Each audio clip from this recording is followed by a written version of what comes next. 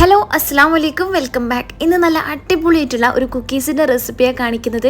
ഒരു ചായ തിളക്കുന്ന സമയമൊക്കെ മതി എന്ന് പറയൂലേ, അതുപോലെ കേട്ടോ. പെട്ടെന്ന് ഉണ്ടാക്കിയെടുക്കാൻ പറ്റും, കുട്ടികൾക്കൊക്കെ ഭയങ്കരമായിട്ട് ഇഷ്ടപ്പെടും കേട്ടോ. അപ്പോൾ ഇതെങ്ങനെ ഉണ്ടാക്കിയെടുക്കുന്നതെന്ന് കണ്ടാലോ. ഇത് ഉണ്ടാക്കിയെടുക്കാൻ നമുക്ക് ഓവണോ ബീറ്ററോ ഒന്നും വേണ്ടട്ടാ. അപ്പം ഞാനിവിടെ ഒരു പാത്രം എടുത്ത് വെച്ചിട്ടുണ്ട്. അതിലേക്ക് ഇതാ ഒരു 50 ഗ്രാം ബട്ടർ ആട്ടോ ചേർത്ത് കൊടുക്കുന്നത്. ഞാനിതാ ഒരു 100 ഗ്രാമിൻ്റെ ഒരു ബട്ടറിൻ്റെ ഒരു ബോക്സ് വാങ്ങിയിട്ട് അതിൽ നേരെ പകുതിയാക്കിയിട്ട് ഇതിലേക്ക് ഇട്ട് കൊടുക്കുന്നുണ്ട്. നിങ്ങൾക്ക് വേണമെങ്കിലുണ്ടല്ലോ ഇത് മുഴുവനായിട്ട് ചേർത്ത് കൊടുക്കാം കേട്ടോ. 50 ഗ്രാം ബട്ടർ എടുത്തിട്ട് അതിൻ്റെ ബാക്കി ഞാൻ എന്നാ ചെയ്യുന്നതെന്ന് ഞാൻ പറഞ്ഞുതരാം. അപ്പോൾ 50 ഗ്രാം ബട്ടർ ഇട്ട് കൊടുത്തിട്ടുണ്ട്. ഇനി അതിലേക്ക് ഞാനിതാ 50 ഗ്രാം തന്നെ സാധാ ഗീ ഉണ്ടല്ലോ, നമ്മളെ വീട്ടിലൊക്കെ ഉപയോഗിക്കുന്ന ഗീ, ഈ ഒരു ഗീയും കൂടി ചേർത്ത് കൊടുക്കുന്നുണ്ട്. നിങ്ങൾക്ക് വേണമെങ്കിൽ 100 ഗ്രാം തന്നെ ബട്ടർ ചേർത്ത് കൊടുക്കാം കേട്ടോ. ഇനി ഈ ബട്ടറും ഗീയും നല്ല പോലെ സോഫ്റ്റ് ആക്കി എടുക്കണം. അതിന് വേണ്ടിയിട്ട് ഞാനിതാ ഒരു ബീറ്ററിൻ്റെ ബ്ലേഡാണ് എടുത്തത്. നിങ്ങൾ ഇതിന് പകരമായിട്ട് വിസ്കോ അല്ലെങ്കിൽ ഫോർക്കോ എടുക്കേണ്ടത് കേട്ടോ. എൻ്റെ കയ്യിൽ എന്താണോ ഫസ്റ്റ് കിട്ടിയത് അത് ഞാൻ എടുത്തു എന്ന് മാത്രം. എന്നിട്ട് നല്ല പോലെ ഒന്ന് മിക്സ് ആക്കി കൊടുക്കട്ടെ. നല്ല പോലെ കൈ വെക്കാണ്ട് നല്ല പോലെ ഒന്ന് മിക്സ് ആക്കി കൊടുക്കുക. പെട്ടെന്ന് തന്നെ കിട്ടും കേട്ടോ. ഇങ്ങനെ ചെയ്തുകൊണ്ടിരിക്കുമ്പോൾ നല്ല പോലെ സോഫ്റ്റ് ആയിട്ട് കിട്ടും. ഇതിപ്പോൾ ഗീയും കൂടി മിക്സ് ആക്കി ഉണ്ട് കേട്ടോ. ഇങ്ങനെ വെറും ബട്ടർ മാത്രമാണെങ്കിൽ കുറച്ചും കൂടി ടൈറ്റ് ആയിട്ടാണ് ഉണ്ടാവുക. എന്നിട്ട് ഇതാ ഒരു 1/2 കപ്പ് പൊടിച്ച പഞ്ചസാര ചേർത്ത് കൊടുക്കുന്നത്. കറക്റ്റ് 1/2 കപ്പ് പൊടിച്ച പഞ്ചസാര കേട്ടോ. നിങ്ങളൊരു 1/2 കപ്പ് പഞ്ചസാര എടുത്തിട്ട് പൊടിച്ചിട്ട് അത് മുഴുവനായിട്ട് ചേർക്കറ്. പൊടിച്ച പഞ്ചസാര 1/2 കപ്പ് അളന്നിട്ട് എടുക്കണം കേട്ടോ. ആ പഞ്ചസാരയും ബട്ടറും നല്ല പോലെ ഒന്ന് മിക്സ് ആക്കി എടുക്കുക. എന്നിട്ട് അതിലേക്ക് ഞാനിതാ ഒരു കപ്പ് മൈദ എടുത്തിട്ട് അതിൻ്റെ 1/4 ഭാഗത്തോളം ഇട്ടിട്ടുണ്ട് കേട്ടോ.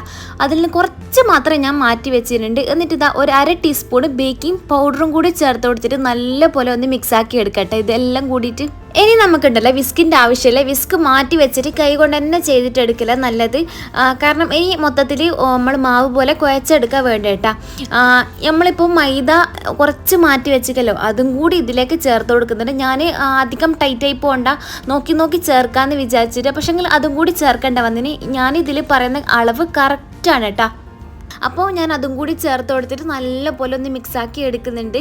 കൈവച്ച് തന്നെ കുഴച്ചെടുക്കട്ടെ. കൈവച്ചിട്ട് ആദ്യം നമ്മൾ കുഴച്ചെടുക്കുമ്പം ഒരു പുട്ടിന് കുഴക്കുമല്ലോ, ഈ ഒരു രൂപത്തിലായിരിക്കും കിട്ടുക. നമുക്ക് മൊത്തത്തിൽ കുഴച്ചിട്ട് എടുക്കുമ്പം കേട്ടോ നമ്മൾ ഇതിൻ്റെ കട്ടയൊക്കെ ഉടച്ച് കിട്ടും. ഇതിൻ്റെ കറക്റ്റായിട്ടുള്ള പാകം എന്ന് പറയുന്നത് നമ്മൾ ആദ്യം ഇങ്ങനെ കുഴച്ചിട്ട് എടുക്കുമ്പോണ്ടല്ലോ, നമുക്കൊരു പുട്ടിനൊക്കെ കുഴച്ചെടുക്കുമല്ലോ, ഈ ഒരു രൂപത്തിലാക്കി എടുക്കട്ടെ. ഫസ്റ്റ് നമ്മൾ പുട്ടിനൊക്കെ കട്ടയൊക്കെ ഉടച്ചെടുക്കുമല്ലോ, അങ്ങനെ കട്ടയൊക്കെ ഉടച്ചെടുക്കുക. എന്നിട്ട് ഇതിലേക്ക് കുറച്ച് പാലും കൂടി ചേർത്ത് നല്ല പോലെ ഉരുട്ടിയെടുക്കട്ടെ. അങ്ങനെ ചെയ്യേണ്ടത്. അപ്പോൾ ഞാനിതാ ഒരു 1/4 കപ്പ് പാലെടുത്തിട്ടുണ്ട്. അതിൽ നിന്നൊരു 3 ടേബിൾ സ്പൂൺ പാലാട്ടോ ഞാൻ ഇതിലേക്ക് ചേർത്ത് കൊടുത്തത്. 3 ടേബിൾ സ്പൂൺ പാല് എനിക്ക് കറക്റ്റ് ചെയ്യണം. നിങ്ങൾ ഇതിൽ കൂടുതൽ അളവുകൾ എടുക്കുന്നുണ്ടെങ്കിൽ അതേ രീതിക്ക് തന്നെ മെഷർമെൻറ്റും എടുക്കാം. അപ്പോൾ ഞാൻ 3 ടേബിൾ സ്പൂൺ പാല് ഒഴിച്ച് കൊടുത്തിട്ടുണ്ട്. ഇനിയിപ്പോൾ നല്ല പോലെ ഒന്ന് കുഴച്ചെടുക്കട്ടെ.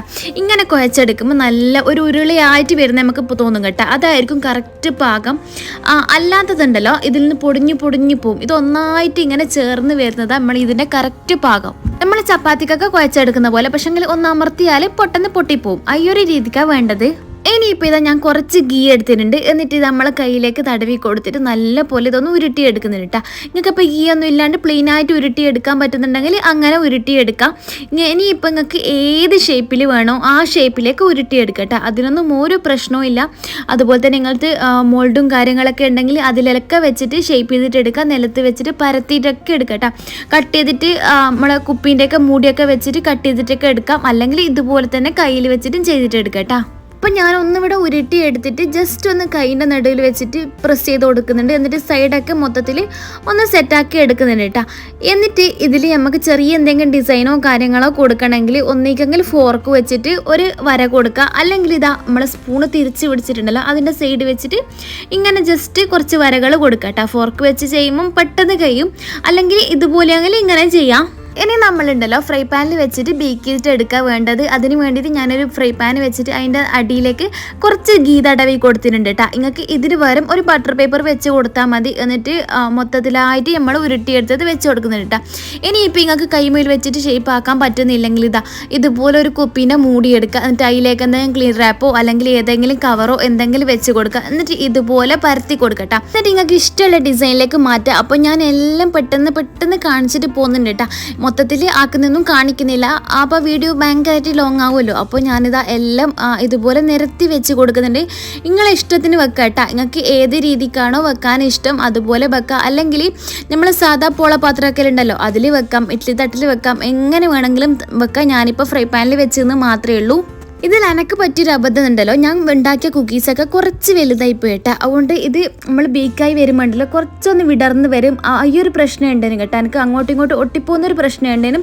അത് പക്ഷേ പ്രശ്നമൊന്നുമില്ല. ഞാൻ കുറച്ച് ടൈം കഴിഞ്ഞേരം എൻ്റെ ഒരു ഷേപ്പ് പോയിനേനും, എൻ്റെ ഈ റൗണ്ട് ഷേപ്പ് ഉണ്ടല്ലോ ജസ്റ്റ് ഒന്ന് പോയിനേനും കേട്ടോ ചിലതിൻ്റെയൊക്കെ.